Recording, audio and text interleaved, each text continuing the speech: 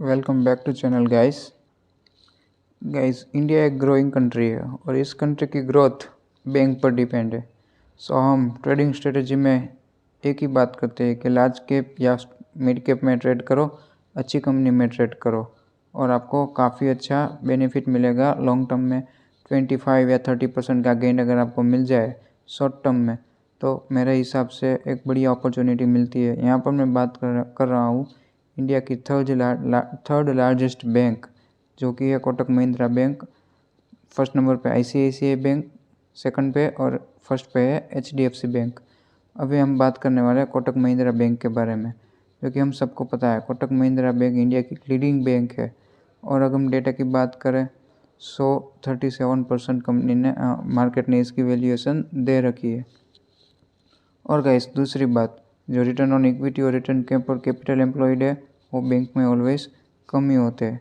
Because जो bank होती है उसका बिजनेस ये होता है कि दूसरों से लोन लेता है और कस्टमर को लोन बांट देता है। इसलिए return on equity and return on employed थोड़ा सा कम होता है। और अगर हम बात करें कंपनी के डायरेक्टली सीधा हम देखें कंपनी का PN, एक बात मैं बताना भूल गया गाइस, जो कंपनी अपने 200 डे मूविंग एवरेज से डाउन मिल रही हो उस कंपनी में हमें बाय करके चलना चाहिए। और जो कंपनी 200 डे मूविंग के ऊपर यहाँ पर आई पे चली जाए तब उसमें से एग्ज़िट कर लेना चाहिए। आगे फर्दर हम डिटेल की बात करें कंपनी के PNL की, जो क्वार्टरली रिजल्ट है कंपनी का मार्च 2019 में 7952 था, वो इंक्रीज़ होके अभी हो चुका है 8626, जो कि अपने आप में अच्छी ग्रोथ है। लार्ज कैप में अच्छी ग्रोथ मिल जाए, सेफली इन्वेस्ट करो, 3-4 मंथ्स में आपको इजीली 20 या 25% इंटरेस्ट आपको मिल जाएगा, जो कि बैंक कभी भी नहीं दे सकता है। और अगर हम बात करें कंपनी के EPS की, वो भी मेरे हिसाब से 10 था, वो भी इंक्रीज़ हो गए 17 तक पहुंच चुका है। और NPA की बात करें, हमें पता है कि ग्रॉस NPA और नेट NPA सभी बैंकों के बड़े हैं, लेकिन इस कंपनी ने सेफली मेंटेन किया है, आप देख सकते हैं यहाँ पे। डिटेल में एनालिसिस करो, डिटेल में चेक करो कंपनी के प्रॉफिटेबिलिटी। जो प्रॉफिट आज से 10-12 साल पहले 4601 था, ये कंपनी ने 32,854 करोड़ के रेवेन्यू इंक्रीज़ किए। और अगर हम प्रॉफिटेबिलिटी की बात करें, सिर्फ 1307 करोड़ था, 9 का EPS था, अभी कंपनी का 54.40 का EPS है। काफ़ी मैसिव ग्रोथ है 10 या 12 ईयर में। और कंपाउंडेड सेल्स ग्रोथ की हम बात करें यहाँ पे, तो सेल्स ग्रोथ मैं कहता हूँ जिस कंपनी में 15% से ज़्यादा सेल्स ग्रोथ हो 10 ईयर से ईयर में बेस्ट कंपनी होती है।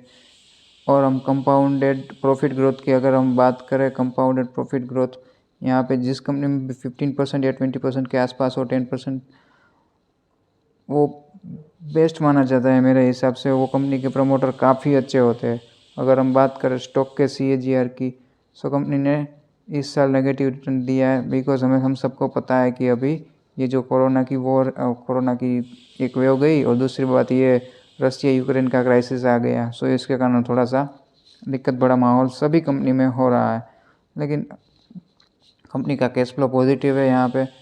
हमारे जो भी कंपनी अर्न कर रही है सभी कैश में कन्वर्ट हो रहा है। अगर हम बात करें शेयर होल्डिंग पैटर्न्स की, सबसे ज़्यादा FII के पास इसमें शेयर होल्डिंग है और इसीलिए FII ने सेलिंग की है। इसीलिए अभी ये सब stock HDFC group, Kotak bank, सभी बैंक में आपको गिरावट दिखाई दे रही है। Why? Because the main holding FII के पास है, इसीलिए इस कंपनी में थोड़ी सी दिक्कत हो रही है। लेकिन मेरे हिसाब से ये बाइंग अपॉर्चुनिटी है फॉर ट्रेडिंग। अगर आपको ट्रेडिंग के लिए बाई करना है तो मेरे हिसाब से यहाँ से बाई करो और 20% या 25% गेन आए इसमें से निकल जाओ। गाइस मैंने 1700 के आसपास इसको बाई किया है और मैं ऑल लाइफ टाइम हाई तक इसको होल्ड करके रखने वाला हूँ।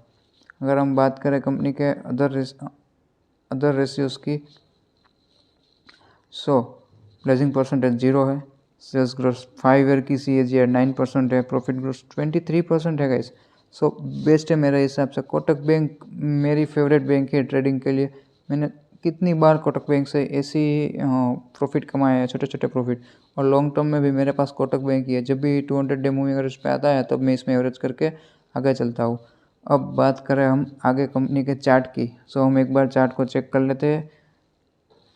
सो ये है गाइस कोटक महिंद्रा बैंक का चार्ट, और अगर हम देखें अपने आई से कितना % ये करेक्ट हो चुका है। सो यहाँ से यहाँ तक ये कंपनी 22% 24% करेक्ट हो चुकी है। अगर हम यहाँ से बाई करके चलते हैं, सो यहाँ से 25% का गेन तो मेरे हिसाब से ऑल टाइम हाई से पहले आपको मिल जाएगा। सो बेस्ट अपॉर्चुनिटी है। और अगर गाइस एक बात बताऊँ, मैंने यहाँ पे इसको बाई किया था, और यहाँ से आप बाई करोगे, यहाँ सिर्फ 87 डेज में 30% गेन मैंने यहाँ पे लिया था। सो यहाँ पे मुझे नहीं लगता है कि 90 डेज़ के आसपास 3 महीने में तो आपको आराम से ये रिटर्न दे देगा। अगर हम बात करें इसके सपोर्ट की, सो यहाँ ये एक सपोर्ट है, ये मल्टी सपोर्ट है। यहाँ पे सपोर्ट लिया, यहाँ पे सपोर्ट, यहाँ पे सपोर्ट, यहाँ पे सपोर्ट, और यहाँ पे अभी सपोर्ट लेके ये चला जाएगा। जब भी यूएस का रसिया का और यूक्रेन का जो भी क्राइसिस है वो ख़त्म होगा, तब सीधा ये स्टॉक अपने हाई के पास इजीली चला जाएगा। आई थिंक 3 महीने में ये स्टॉक अपने हाई तक पहुँच ही जाता है। कभी भी ऐसा कोई ज़्यादा क्राइसिस होता है या कोई रिसेशन आता है तो फर्दर गिरावट स्टॉक में देखी जाती है। अदरवाइज़ मुझे नहीं लगता गाइस कि इसमें कोई गिरावट आ सकती है। और हाँ गाइस, एक चार्ट पैटर्न भी बन रही है, मैं आपको वो दिखाता हूँ पहले। यहाँ पर ये एक रेजिस्टेंस है। यहाँ पर अगर हम रेजिस्टेंस ले लें और बात करें चार्ट पैटर्न की, तो गाइस ये कप विथ हैंडल बन रहा है। यहाँ से ये होगा कप और ये हो गया इसका हैंडल। और इसकी हम टारगेट की प्राइस की बात करें, सो कप विथ हैंडल की डेप्थ जो है वो हम ले लें। सो यहाँ से फर्दर आगे देखें, सो यहाँ से ये टारगेट हमारा निकल के आता है यहाँ ऊपर, यस यहाँ पे ये हमारा टारगेट निकल के आता है जो 2472% का है। और अगर यहाँ से भी हम डायरेक्ट टारगेट की प्राइस की बात करें, सो 40% है। अगर 1 साल लगे या 1.5 साल लगे 40% आने में, सो मेरे हिसाब से अच्छी बेट होती है गाइस। इसमें मैंने होल्डिंग बनाई है, मैंने इसी लेवल पे होल्डिंग बनाई है, और मैं बेचूँगा यहाँ पे। मैं यहाँ तक वेट नहीं करूँगा, बिकॉज मार्केट का कोई भरोसा नहीं होता है कब यहाँ पे कौन सी न्यूज़ आ जाए और फिर से डाउन ट्रेंड में कंपनी चली जाए। रेजिस्टेंस है, यहाँ पे सभी सेलर्स बैठे हुए हैं। यहाँ से जिसने बाई किया वो यहाँ पर अपना माल निकालने ही वाले हैं, वो यहाँ से निकालेंगे और बाद में स्टॉक थोड़ा सा करेक्ट हो जाएगा। 10-15% नीचे आ जाए, फिर से बाई कर लो, फिर से हाई पे बेच दो। सेम स्ट्रेटजी का इसमें ये यूज़ करता हूँ। और अगर आपको ये वीडियो अच्छी लगे तो प्लीज़ शेयर करना और दोस्तों के साथ लाइक करना। मिलते हैं इसकी नेक्स्ट वीडियो में, तब तक के लिए बाय बाय दोस्तों।